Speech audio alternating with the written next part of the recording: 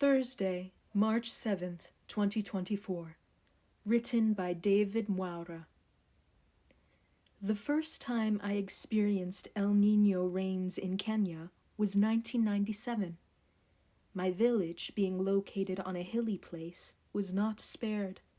There was a massive landslide that killed many people and livestock. We escaped death by a whisker, and we had to relocate. Floods were all over, and the country went into a panic mode. Many people preached about the end of the world. There rose many prophets all over, telling people to sell their belongings and take all the proceedings to church as they awaited the rapture. It is very easy to use the Bible to mislead desperate people, and that is how many desperate Christians lost their properties. Our grandmother was very old, but she was a very devout Christian. She was not scared of the rains.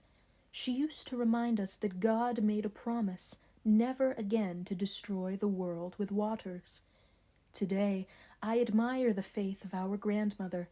She held on to the promise of God, even when the floods were raging.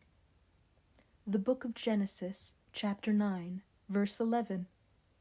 With these words I make my covenant with you. I promise that never again will all living beings be destroyed by a flood. Never again will a flood destroy the earth. As a gay Christian, I relate very well with the scriptures today. I grew up being told to believe that God hates gays and they will burn forever in hell. I hated the fact that I was gay because I feared God's judgment. I tried to be a normal man. I hated other men, and I just wanted to be close to women. Whenever a man approached me, I used to rebuke them and later feel guilty because the attraction was so strong. I tried so much to avoid being gay and escape God's judgment, and I failed terribly. I became an empty shell living in a very dark cocoon. I believed I was created in the image of God, but I needed a sign to assure me that I would not burn in hell forever.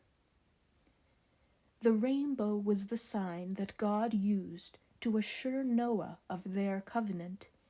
Even today, when a rainbow appears, we know that there will be no more rain. As a gay Christian man, I needed a sign as an assurance and proof of God's love. Ephesians chapter 1, verses 5 through 6. He predestined us for adoption to sonship through Jesus Christ, in accordance with his pleasure and will, to the praise of his glorious grace, which he has freely given us in the one he loves. Yes, Jesus Christ is the assurance that the LGBTQ+ community needs. Since the time I gave my life to Christ, I have this inner peace and confidence. Just like my grandmother was not afraid of the floods, I am no longer afraid of people telling me God hates me for living true to myself. Jesus Christ dying on the cross is enough proof of God's love that endures forever.